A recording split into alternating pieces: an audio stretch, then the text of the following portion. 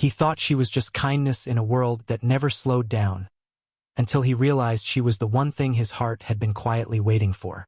The story opens with the narrator, a 22-year-old man who often goes through life unnoticed, sitting alone in a quiet corner of a community arts cafe.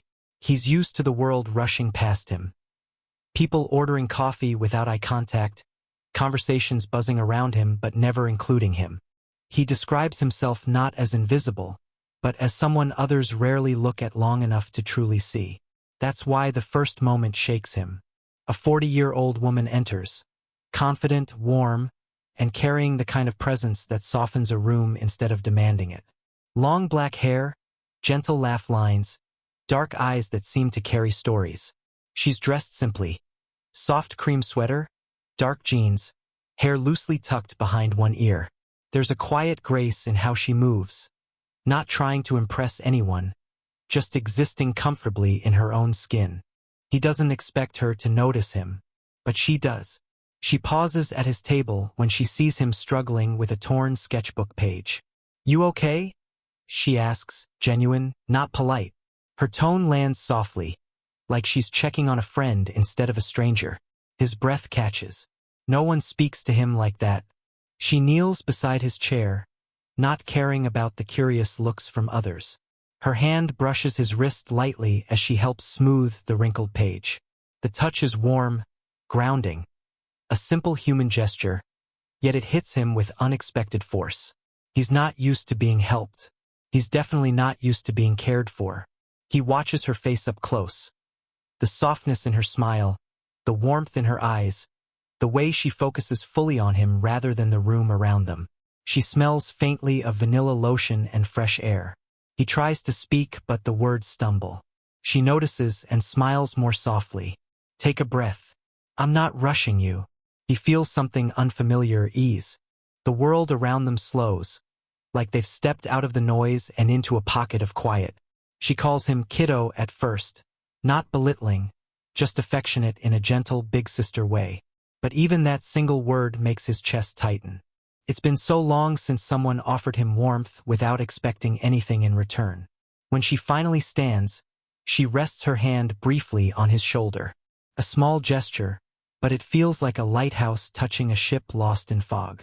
She treated him like human, and he didn't know it yet, but that moment would become the doorway to everything his heart had been quietly starving for.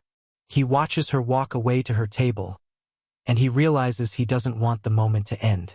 He doesn't know her name, but destiny rarely introduces itself politely. It whispers through small moments, and this one whispers directly to his heart. He doesn't see her again for 3 days. But the moment she helped him in the cafe stays with him like a persistent warmth in the back of his mind. It wasn't just the touch, or the smile, or the way she slowed down to meet him where he was. It was how effortless she made kindness feel. He keeps replaying it while sketching alone, sometimes catching himself smiling without meaning to. On the 4th day, fate intervenes. He arrives at a small community art workshop, a place he visits when his thoughts grow too loud. It's bright, lively, full of people who come and go. Usually he stays in the back corner, unnoticed. But today she walks in. Her hair is tied loosely, long black strands falling effortlessly over her shoulders. She wears a soft beige blouse tucked into dark jeans, the kind of casual yet graceful look that fits her without trying. She spots him almost immediately, and instead of offering a polite wave, she smiles like she's genuinely glad to see him again. It hits him harder than he expects. "You came back," she says as she approaches his table, setting her bag down beside him. Her voice carries a gentle surprise, as if she wasn't sure he'd be here but hoped he would. He nods, unable to hide the faint nervousness that always shows up when someone pays too much attention to him. She pulls up a chair without asking, sitting close enough that he can smell a soft hint of vanilla and morning air on her. "Mind if I look?" she asks, gesturing toward his sketchbook. His chest tightens, not with fear, but with the strange vulnerability of being seen. He nods again. She leans in, studying the drawing with focused, thoughtful eyes. Her shoulder almost touches his, close enough that he feels her presence like a warm current. "You have a gentle hand," she murmurs. Most people your age draw like they're trying to force the world to understand them. But you draw like you're listening to it. No one has ever said something like that to him. He doesn't know how to respond. Words gather in his chest like shy birds refusing to take flight. She notices and smiles softly. Relax. I'm not grading you. He exhales, a little too fast, and they both laugh quietly. The sound blends into the brightness of the room, making the space feel strangely intimate despite the crowded tables around them. As she guides him through shading techniques, her hand sometimes brushes his. Each touch is light, unhurried, unconcerned with how close they're sitting. She treats it as normal. But for him, every graze sends a quiet flutter through his chest. Their shoulders touch once. She doesn't move away. Neither does he. At one point, she pauses and studies his face instead of the sketch. You're calmer today, she says gently. I like seeing you like this. He looks down, but she places a warm hand on his forearm. Hey, she whispers. You don't have to hide. That's the moment something shifts. Her kindness isn't just kindness anymore. It's connection. Real, present, intentional. And it's the first time he realizes. She doesn't just see him. She chooses to. He doesn't expect their third meeting to feel different. But it does almost immediately. It's a bright Saturday afternoon, the kind where the sun feels soft instead of harsh. He's sitting on a park bench sketching the way sunlight filters through leaves when a familiar shadow blocks the page. Found you, she says with a playful lift in her voice. He looks up and there she is, a 40-year-old woman with long black hair kissed lightly by the breeze, wearing a simple white t-shirt under an open denim jacket. Her dark eyes warm instantly when they land on him. Something inside him loosens, like his shoulders forget they're supposed to stay tense all the time. She sits beside him without hesitation, close enough that their knees almost touch. You always disappear into quiet places, she says, gently nudging his arm. Makes me curious what you're looking for in them. He shrugs, unsure how to explain something that feels too personal. But she doesn't push. Instead, she hands him a coffee. The warmth seeps into his hands, surprising him. Thought you might like this, she adds casually, as if it's normal for her to memorize tiny details about his preferences. He stares at the cup, then at her. How did you know? You always pause before drinking anything too sweet, she says, smiling a little. So I guessed this one. He swallows, not because of the coffee, but because of the way she notices him. Most people barely see surface details. She sees the quiet parts. They talk, or rather, she talks, and he listens, sometimes offering pieces of himself in soft, careful fragments. She tells him about her favorite books, about how she walks through the park when her thoughts get messy, about how she loves sunlight through trees because it feels like the world's way of saying things aren't all dark. At one point, she stops mid-sentence and looks at him thoughtfully. You listen like it matters to you, she says softly. Do you know how rare that is? He looks down, embarrassed, but she lightly nudges his knee with hers. Don't hide that. It's a beautiful thing. A breeze passes through, brushing her hair across her shoulder. She tucks it back, revealing the gentle curve of her smile lines. Signs of a life lived, a woman who grew softer instead of harder. He finds himself memorizing everything. Her steady posture, her warm tone, the way she turns toward him fully when he speaks. For the first time in a long time, he feels safe. Not because the world is quiet, but because she makes it feel that way. As they sit there, their hands rest on the bench, slowly drifting closer. By accident, or maybe not, her fingers graze his. She doesn't pull away. Instead, she lets her hands stay there, touching lightly, openly, as if offering reassurance she doesn't say out loud. His breath catches. This isn't just kindness anymore. It's something warmer, something deeper. She glances at his hand, then at him, her expression softening. We keep finding each other, she murmurs. He doesn't know what to say. But inside, one truth finally forms. She doesn't feel like a coincidence. She feels like destiny taking its first breath. He doesn't expect an invitation. They're walking out of the workshop when she pauses near her car, keys dangling loosely from her fingers. She looks at him the way someone looks at a thought they're hesitant to speak. "Do you want to come over? Just for tea or quiet?" "Quiet." She knows him too well already. He nods before his nerves finish arguing, and she smiles. The kind that lifts one corner of her mouth just slightly, soft and warm. Her home is bright, open, lived in a comforting way. Sunlight fills the living room, catching on the soft beige couch, the rows of books, the small framed photos of places rather than people. It smells faintly like vanilla candles and fresh laundry, familiar in a way he can't explain. "Make yourself comfortable," she says, slipping off her shoes. Her long black hair falls over her shoulder as she sets down her bag, moving with relaxed confidence that somehow steadies the room. He stands awkwardly at first, sketchbook tucked under his arm. She notices immediately. "You don't have to act different here," she says with a gentle laugh. "Just be you." She brushes a bit of dust off his shoulder. A tiny gesture, but it sends warmth spreading across his chest. Her touch is so natural, so unthinking, like she's done it 100 times. He sits on the couch, and she joins him, close enough that their knees lightly touch. Not an accident. She doesn't move away. Her presence fills the room more than the sunlight. "So," she says, turning her body toward him. "Show me." He hands her the sketchbook. She holds it carefully, like it's something fragile. Her expression softens as she flips through the pages. "You draw people the way you feel them," she murmurs.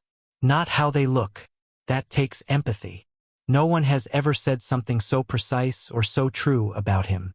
When she looks at him again, her gaze lingers a second too long.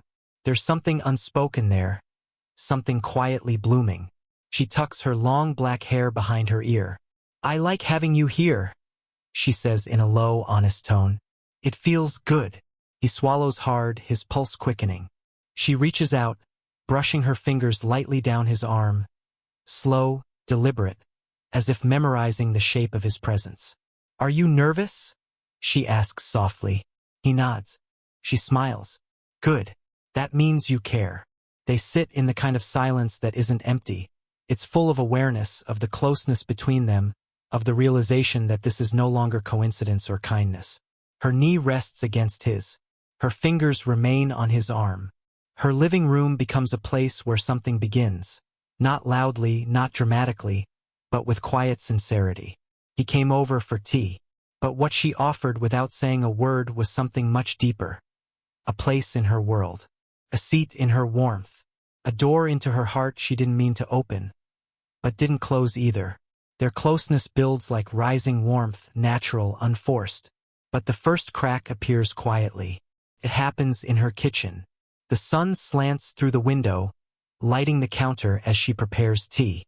He watches her move around the space with an ease that feels almost too beautiful to be real. Her long black hair is tied loosely, a few strands falling across her cheek. She glances at him over her shoulder. Soft, warm, familiar. But then something shifts. Her smile falters for just a second. Barely noticeable. But he notices everything about her now. "You okay?" he asks gently. She pretends to be focused on the tea stirring, turning away slightly. "Yeah, just thinking." He watches the tension in her shoulders, the way her posture pulls inward, the way she avoids his eyes. This isn't like her. When she finally speaks, her voice drops into something quieter, more fragile. "This, whatever we're doing, it's starting to scare me." His chest tightens. Not because she said it, but because she said we. She leans against the counter, folding her arms across her chest. Not defensive, protective. "You're young," she whispers. "And I'm me." He steps closer, but not so close that she feels cornered. Just close enough to show he's listening. She takes a shaky breath. "I like you, more than I should. And every time you look at me like I matter." She trails off, swallowing hard. "It makes me forget the difference between what's right and what feels right." He doesn't respond immediately. He knows she isn't looking for words. She's trying to release a fear she's carried alone. When she finally turns her face toward him again, her eyes are softer, more vulnerable. I don't want to hurt you. I don't want you to wake up one day and regret this. He closes the remaining distance slowly, giving her chance to stop him. She doesn't. He rests his hand gently on the counter near hers, not touching yet. I'm here because I choose to be, he says quietly. Not because I don't know better, but because I do. Her breath catches. For the first time, she doesn't hide the emotion in her gaze. She lets it show. The longing, the hesitation, the hope she's afraid to name. She reaches out first this time. Not boldly, just a soft, trembling touch of her fingers brushing his. Their hands rest together on the sunlit counter. Warm, steady, honest. I'm scared, she confesses. So am I, he whispers. Their fingers tighten together. Not a promise, but an understanding. Fear is here, but so is something worth fearing to lose. And it's in that sunlit kitchen, with their hands intertwined, that she realizes she isn't just comforting him anymore. She needs him, maybe more than she expected. They walk through her neighborhood in early evening. Golden hour light stretching across quiet streets, painting everything in warm tones. It's peaceful, yet there's a strange heaviness in the air. She walks beside him, arms sometimes brushing, steps matching his. But she's quieter today, thoughtful, wrapped in an emotion she hasn't shared. He can feel it like a shadow between them. What's wrong? He finally asks. She inhales slowly, looking ahead instead of at him. I keep thinking about us, about how natural it feels, about how much She stops, searching for a word she's scared to say. He waits. She's worth waiting for. Finally, she whispers, I feel too much. He stops walking. She takes 2 steps before realizing, then turns, eyes wide, vulnerable in a way he's never seen. He moves closer. Tell me. She looks at the ground, voice trembling. If this gets deeper, I don't know if I'll survive losing it. That fear, that honesty, punches through his chest. He reaches out but hesitates. Not because he doubts her, but because he wants her to know she can choose how close he gets. Then she closes the space herself. Her hand lifts, trembling slightly, and she gently grasps his forearm. Fingers wrapping just enough to stop him, hold him, need him. Please don't pull away from me, she whispers. His breath stutters. She is the confident one, the strong one, the one who moves through the world with quiet grace. Seeing her like this, needing him, trusting him, it shakes him to the core. He steps closer until they're inches apart. I wouldn't walk away from you, he says softly. Not unless you asked me to. Her eyes finally meet his, filled with a mix of longing, fear, and something deeper, something she's been fighting. The golden light catches the shine in her eyes as she whispers, I can't ask you that. For a moment they just breathe the same air. Then she lifts her hand to his chest. A light touch, almost reverent. Her palm rests over his heartbeat. This scares me, she admits, because it feels real. He covers her hand with his. It is. She closes her eyes, not in fear, but in surrender. When she finally looks at him again, she doesn't hide anything. Not her age, not her doubts, not her desire to keep him close despite every reason not to. Then stay, she breathes. He nods. She moves into him. Not a hug, but something quieter, more intimate. Her forehead rests against his chest, her hands lightly holding his sides. His arms come around her slowly, carefully, as if holding something precious. And in that quiet evening glow, she finally lets herself feel. He isn't just comfort. He isn't just kindness returned. He's becoming home. The next morning feels different.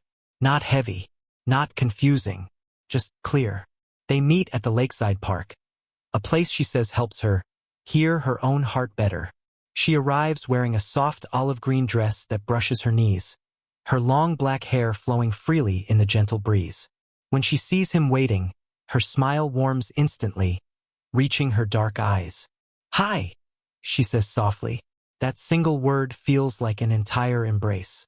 They walk slowly along the lakeside path until they reach a quiet spot beneath a tall tree. The sunlight glows off the water, bright and warm, reflecting their shifting feelings back at them. She stands in front of him, studying his face with a tenderness that makes his throat tighten. "You showed up," she whispers. "Always." She lets out a breath, part relief, part disbelief. "I've been fighting this for days." He takes a step closer. "Are you still fighting?" She shakes her head, eyes softening. No. "I think I'm finally ready to admit what I feel." He doesn't speak. He wants her to say it in her own time. She lifts her hand, brushing her fingertips down his cheek. Her touch is slow, warm, thoughtful, as if memorizing what she's about to claim. "You make me feel seen," she says. "Not younger, not older, just seen. As a woman, as a person, as someone worth choosing." His heart thrums under his ribs. Then she adds, voice unsteady, "And I choose you." His breath catches. She moves closer, their bodies nearly touching, the warmth between them undeniable. He gently rests his forehead against hers. The sunlight glows around them, bright and calm, as if blessing the moment. She closes her eyes, whispering, "You're not just someone who walked into my life. You're someone I want to walk forward with." He cups her cheek lightly, his thumb brushing her skin with slow affection. She leans into his touch, not cautiously, not hesitantly, but with full-hearted acceptance. There's no rush. No intense declaración. Just two souls choosing each other in quiet, steady warmth. Her hand slides into his, fingers intertwining, fitting perfectly. For a long time, they stand together in the bright lakeside morning, not as chance encounters, not as uncertainty, but as something real. She looks at him with a soft smile. "Destiny's funny, isn't it?" she murmurs. "How so?" he asks. "It waits for us to stop being afraid." He squeezes her hand gently, and in that moment, bright sun, quiet lake, her forehead resting against his, destiny stops whispering, speaks, clearly, softly, undeniably. They choose each other, completely,